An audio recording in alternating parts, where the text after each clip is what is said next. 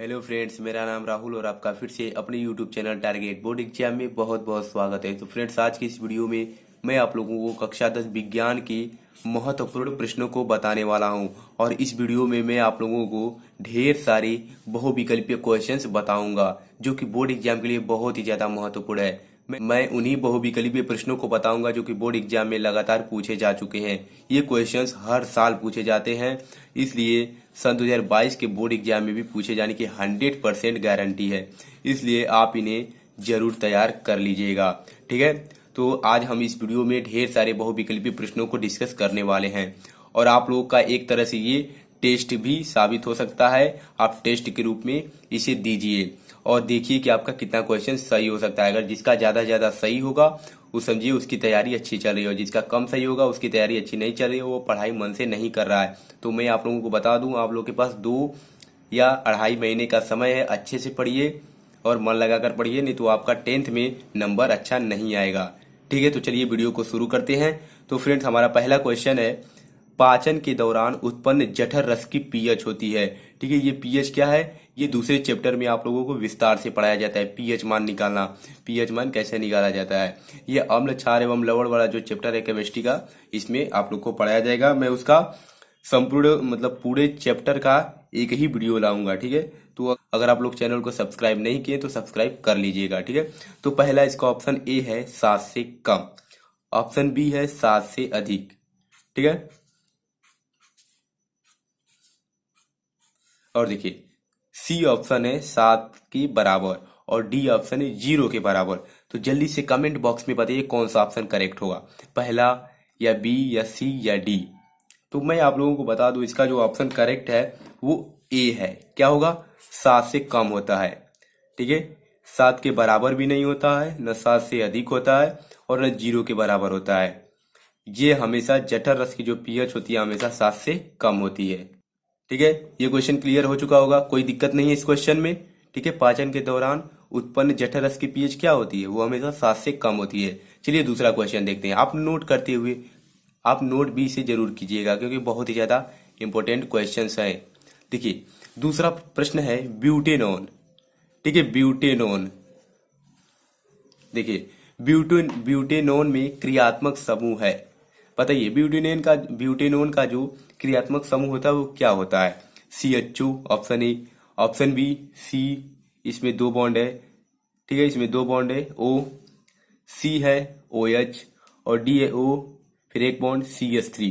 तो जल्दी से बताइए कीटोन का जो क्रियात्मक समूह है क्या होता है। ये क्वेश्चन लगातार पूछा जा चुका है, ये हर साल पूछा जाता है किसी न किसी सेट में, ठीक है। तो इसे तो आप लोग क्लियर कर लीजिएगा।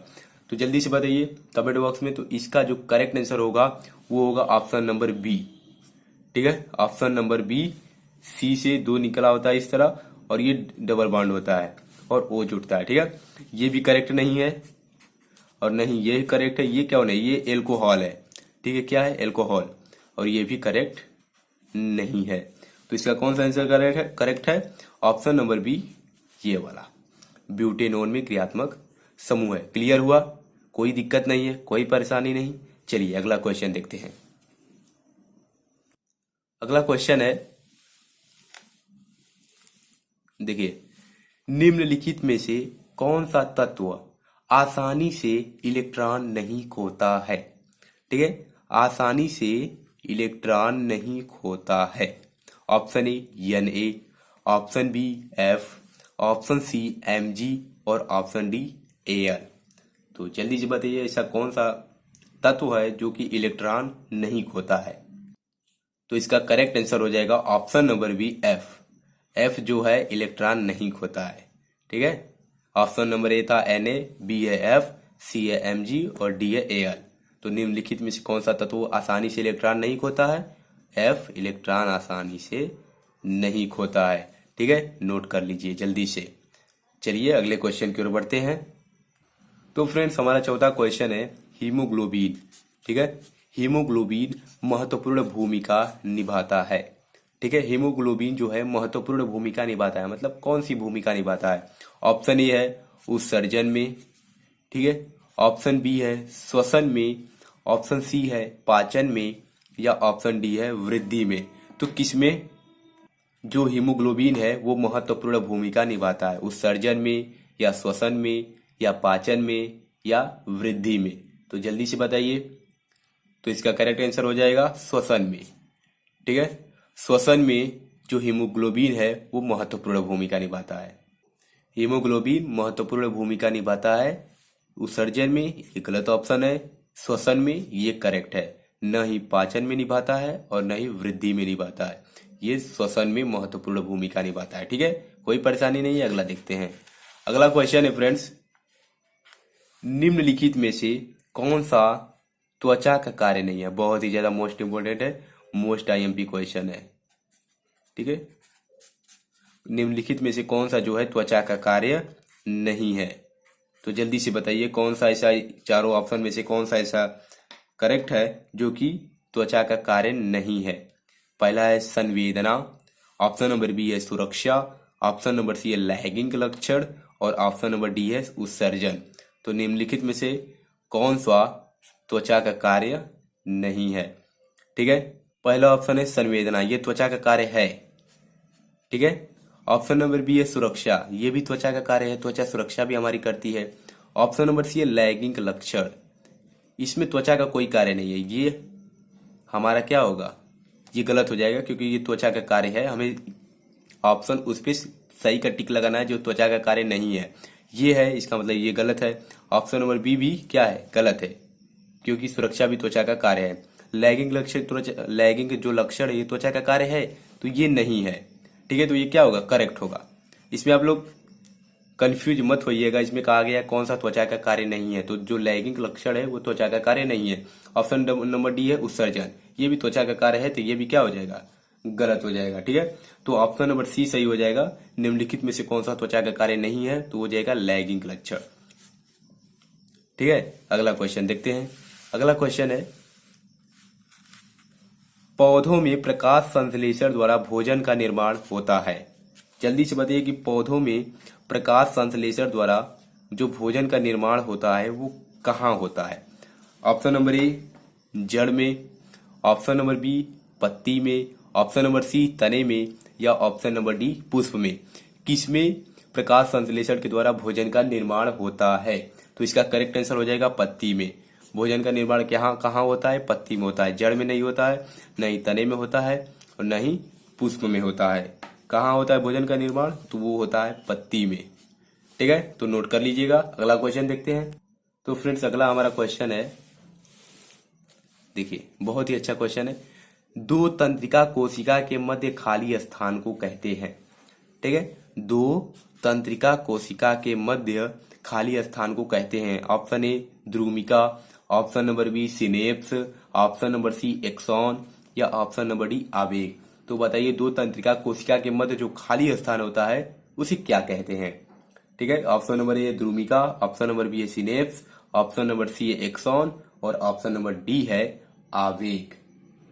तो ध्रुमिका, ये दो तंत्रिका कोशिका के मध्य खाली स्थान को नहीं कहा जाता है। ठीक है, ऑप्शन नंबर बी है सिनेप्स, ये सही है। दो तंत्रिका कोशिका के मध्य खाली स्थान को क्या कहते हैं, सिनेप्स कहा जाता है। ये क्वेश्चन याद रखिएगा। ठीक है, न ही एक्सॉन कहा जाता है और न ही आवेग कहा जाता है, तो इसका करेक्ट आंसर हो जाएगा सिनेप्स। दो तंत्रिका कोशिका के मध्य खाली स्थान को कहते हैं सिनेप्स। ठीक है, क्लियर हुआ। चलिए अगला क्वेश्चन देखते हैं। 8वां क्वेश्चन है, पराग नलिका में नर युग्मक की संख्या होती है। ठीक है, पराग नलिका में नर युग्मक की संख्या होती है। जल्दी से बताइए कि पराग नलिका में नर युग्मक की संख्या कितनी होती है। ऑप्शन नंबर ए है 1, ऑप्शन नंबर बी है 2, ऑप्शन नंबर सी है 3 और ऑप्शन नंबर डी है 8। तो बताइए 1 होती है या 2 होती है या 3 होती है या 8 होती है। पराग नलिका में नर युग्मक की संख्या कितनी होती है। तो मैं आप लोगों को बता देता हूं, पराग नलिका में नर युग्मक की संख्या 1 नहीं होती है। कितनी होती है, 2 होती है। कितनी, 2 होती है।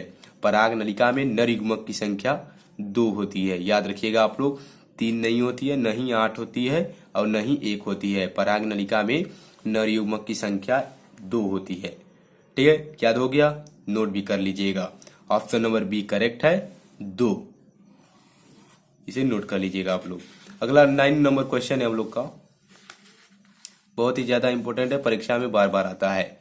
निम्न में से कौन सा पदार्थ लेंस बनाने के लिए प्रयुक्त नहीं किया जा सकता? निम्न में से कौन सा पदार्थ लेंस बनाने के लिए प्रयुक्त नहीं किया जा सकता? ऑप्शन नंबर ए जल, ठीक है, ऑप्शन नंबर बी कांच, ऑप्शन नंबर सी प्लास्टिक और ऑप्शन नंबर डी है मिट्टी। तो जल्दी से बताइए ऐसा कौन सा पदार्थ है जिससे लेंस नहीं बनाया जा सकता है? ऐसा कौन सा पदार्थ है जिससे लेंस नहीं बनाया जा सकता? ऑप्शन नंबर ए जल है, कांच है, प्लास्टिक है, मिट्टी है। तो कमेंट में बताइए, तो देखकर ही आप लोग को आंसर पता चल गया होगा कि इसका जो करेक्ट आंसर होगा वो क्या होगा। बताइए जल्दी से। तो इसका करेक्ट आंसर हो जाएगा मिट्टी। मिट्टी से तो कभी लेंस बनाया ही नहीं जा सकता, ठीक है। तो इसका करेक्ट आंसर हो जाएगा ऑप्शन नंबर डी मिट्टी। मिट्टी से कभी लेंस नहीं बनाया जा सकता क्योंकि मिट्टी से इस पार से उस पार कभी दिखेगा ही नहीं, ठीक है। तो इसका करेक्ट आंसर हो जाएगा ऑप्शन नंबर डी मिट्टी। चलिए 10वां क्वेश्चन देखते हैं। 10वां क्वेश्चन फिजिक्स से है और बहुत ही ज्यादा महत्वपूर्ण है। देखिए बहुत ही ज्यादा महत्वपूर्ण है। 10वां हमारा क्वेश्चन है, किसी दर्पण की जो फोकस दूरी यफ, मान लीजिए किसी दर्पण की फोकस दूरी स्मॉल यफ एवं वक्रता त्रिज्या स्मॉल आर जो है के बीच संबंध है। बताइए किसी दर्पण की फोकस दूरी और उसकी वक्रता त्रिज्या आर के बीच क्या संबंध होता है?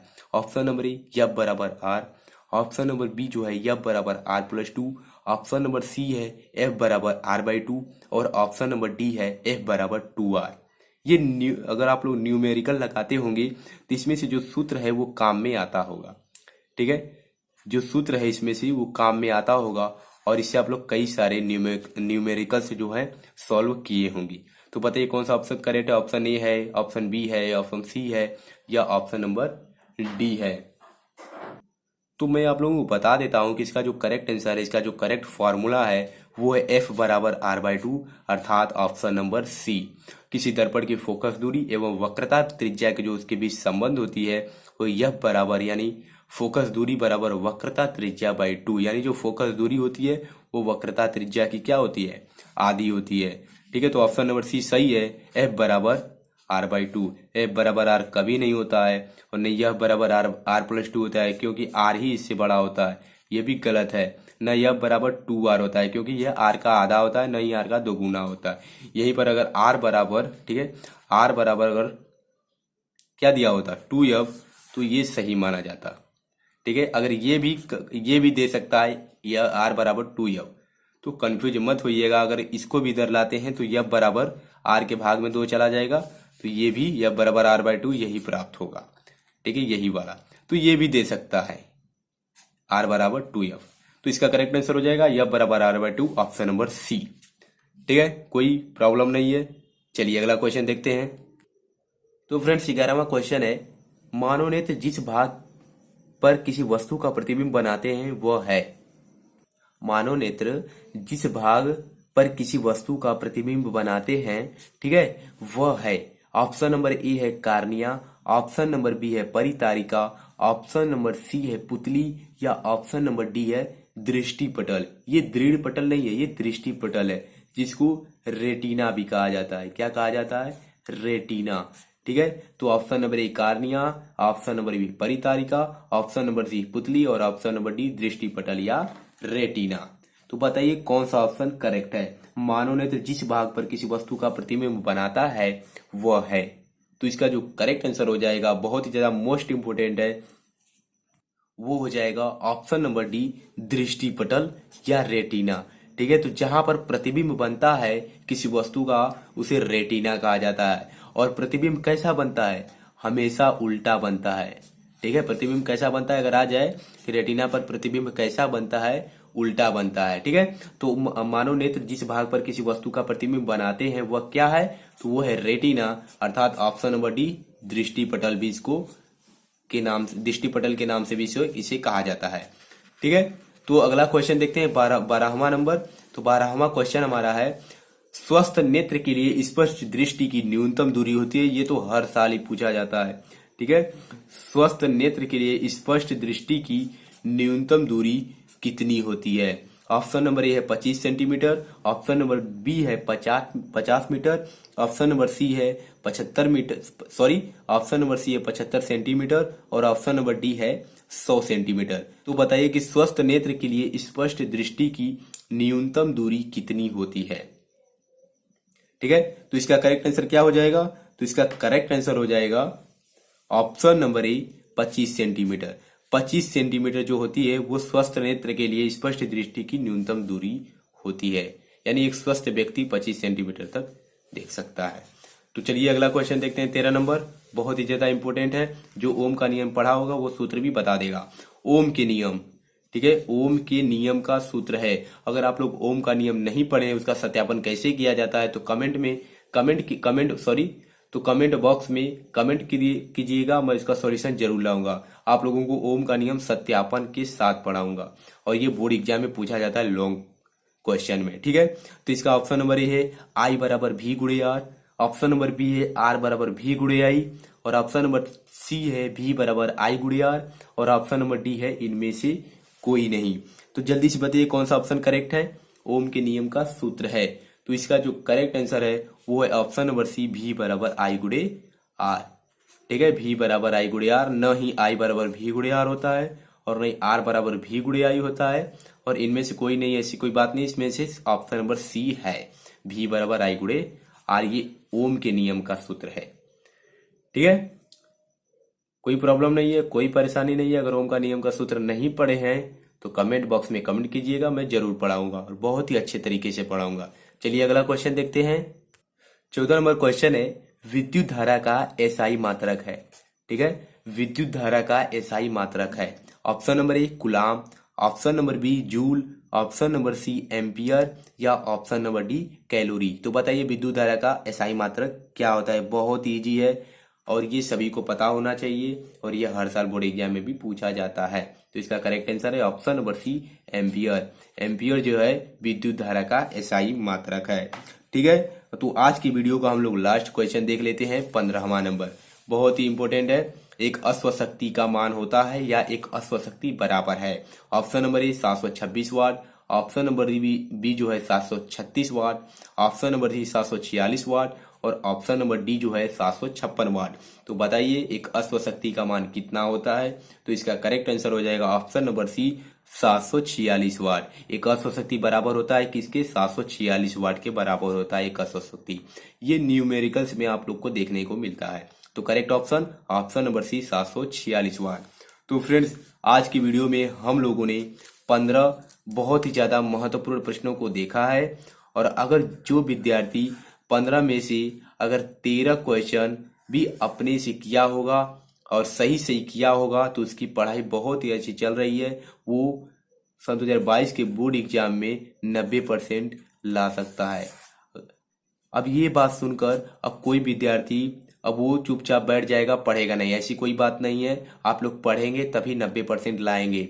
जो भी 90% लाता है उसके पीछे उसकी मेहनत होती है। तो आप लोग मेहनत कीजिए और सारा क्वेश्चन तैयार कीजिए। जो भी 15 में से 13 का जवाब दिया है वो इसी तरह पढ़ते रहिए, और भी मन से पढ़िए और भी अच्छे तरीके से पढ़िए। और अगली बार मैं वीडियो लेकर आऊंगा तो 15 में से 15 का जवाब दीजिए। और जो 15 में से 15 का जवाब दिया है तो बहुत ही ज्यादा बढ़िया है, बहुत ही ज्यादा अच्छा है। ठीक है, तो आप लोग ऐसे ही पढ़ाई करते रहिए, क्योंकि हमारा टारगेट क्या है? हमारा जो टारगेट है वो है 90% प्लस लाना।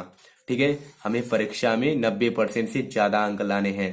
ठीक है, तो हमारे चैनल पर कक्षा 10 की रेगुलर तैयारी कराई जा रही है। अगर आप लोग चैनल पर नए हैं तो जल्दी से सब्सक्राइब कर लीजिए अगर आप लोग को 90% चाहिए। और वीडियो पसंद आई है फ्रेंड्स तो लाइक जरूर कीजिएगा, क्योंकि आप लोग लाइक करते हैं तभी मैं मोटिवेट होता हूँ और आपके लिए अच्छे से अच्छा वीडियो लाता हूँ।